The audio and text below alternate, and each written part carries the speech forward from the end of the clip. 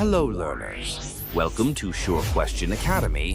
Please watch the videos, like and subscribe to the channel. എല്ലാവർക്കും നമസ്കാരം. ഇന്നത്തെ physics ക്ലാസ്സിലേക്ക് സ്വാഗതം. പവർ സ്റ്റേഷനുകളിൽ നിന്ന് നമ്മുടെ വീടുകളിൽ വൈദ്യുതി എത്തുന്നതുമായി ബന്ധപ്പെട്ട വളരെ രസകരമായ ഒരു ചോദ്യം നമുക്കിന്ന് പരിശോധിക്കാം. തയ്യാറല്ലേ? ആദ്യം നിങ്ങളുടെ സ്ക്രീനിലുള്ള ഈ ചിത്രം ശ്രദ്ധിക്കുക. നമ്മൾ നിത്യജീവിതത്തിൽ ഉപയോഗിക്കുന്ന വൈദ്യുതി ഉത്പാദിപ്പിക്കുന്ന ഒരു വലിയ പവർ സ്റ്റേഷനാണിത്. ഇനി നമ്മുടെ ചോദ്യം ഇതാണ്. നമ്മുടെ രാജ്യത്തെ പവർ സ്റ്റേഷനുകളിൽ കൃത്യമായി ഏത് വോൾട്ടേജിലാണ് വൈദ്യുതി ഉത്പാദിപ്പിക്കുന്നത്? നമുക്ക് ഓപ്ഷനുകൾ പരിശോധിക്കാം. Option A.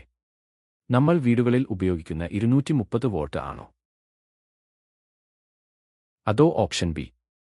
വളരെ ഉയർന്ന വോൾട്ടേജ് ആയ 230 കിലോവോൾട്ട് ആണോ? Option C. വെറും 11 വോൾട്ട് ആണോ ഉത്തരം? അതോ ഓപ്ഷൻ ഡി. 11 കിലോവോൾട്ട് ആണോ? ഏതായിരിക്കും ശരിയായ ഉത്തരം? നമുക്ക് ഇതിന്റെ പിന്നിലെ ശാസ്ത്രം മനസ്സിലാക്കാം. ശരിയായ ഉത്തരം കണ്ടെത്താൻ വൈദ്യുതിയുടെ യാത്രയും വിതരണ നിയമങ്ങളും നമ്മൾ മനസ്സിലാക്കേണ്ടതുണ്ട്. നമുക്കൊന്ന് വിശകലനം ചെയ്യാം. ചിത്രത്തിലേക്ക് വീണ്ടും നോക്കൂ. ഇതാണ് നമ്മുടെ പവർ സ്റ്റേഷനും നഗരത്തിലേക്ക് വൈദ്യുതി എത്തിക്കുന്ന വലിയ ട്രാൻസ്മിഷൻ ലൈനുകളും. പവർ സ്റ്റേഷനുകളിൽ വൈദ്യുതി ഉത്പാദിപ്പിക്കുന്ന സ്റ്റാൻഡേർഡ് വോൾട്ടേജ് 11 കിലോവോൾട്ട് ആണ്. വിതരണത്തിനായി പവർ സ്റ്റേഷനിലെ സ്റ്റെപ്പ് അപ്പ് ട്രാൻസ്ഫോർമർ ഉപയോഗിച്ച് ഇതിനെ 220 കിലോവോൾട്ട് അല്ലെങ്കിൽ 110 കിലോവോൾട്ട് ആയി ഉയർത്തുന്നു. ഘട്ടം 1. ട്രാൻസ്ഫോർമറുകളുടെ പങ്ക് എന്താണെന്ന് നോക്കാം. VP ഗുണം IP സമം VS ഗുണം IS എന്ന തത്വപ്രകാരം വോൾട്ടേജ് കൂടുമ്പോൾ കറന്റ് കുറയുന്നു.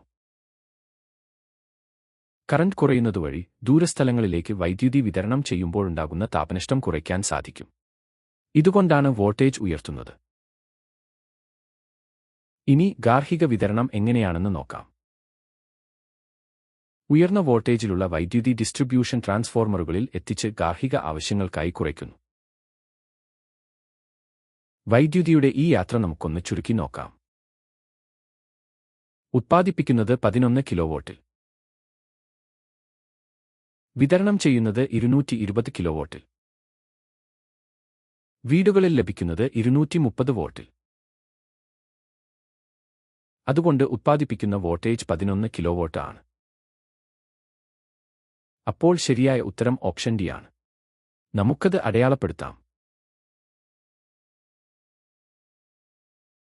വളരെ ശ്രദ്ധയോടെ ക്ലാസ് കേട്ടതിന് അഭിനന്ദനങ്ങൾ. ഈ ആശയം നിങ്ങൾക്ക് വ്യക്തമായി എന്ന് കരുതുന്നു. തുടർന്നുള്ള ക്ലാസുകളിൽ വീണ്ടും കാണാം. Happy learning.